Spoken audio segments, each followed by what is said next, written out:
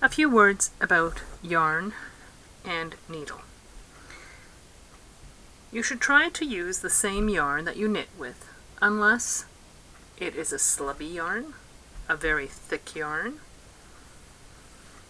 or a weak yarn, something that's a single. Here we have 2 strands of yarn plied together, but there are many kinds of yarn where it's just this one bit of yarn that's been spun together and it's not particularly strong, so then you'd want to choose another yarn. You want to use a smooth, strong yarn with the same care instructions that the yarn you knit with have. As far as needles, you want to use a blunt end, not a sharp needle, because if you pierce your stitches, it'll be hard to pull them tight. It'll also be hard to pull out if you need to.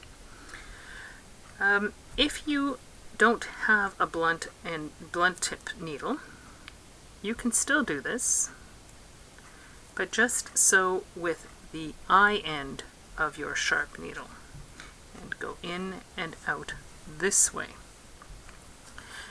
Make sure that your yarn isn't any longer than about 20 inches or half a meter, because the yarn will fray as it's being sewn with if it's longer than that. Don't use the yarn ends of your piece, because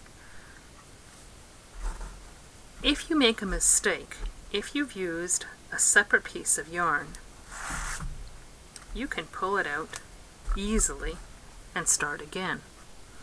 If you used the yarn end of from your knitting, you would not be able to do that.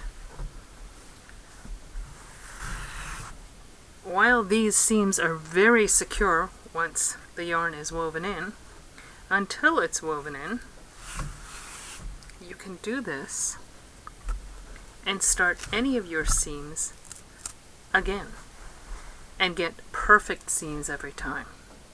I hope this helps.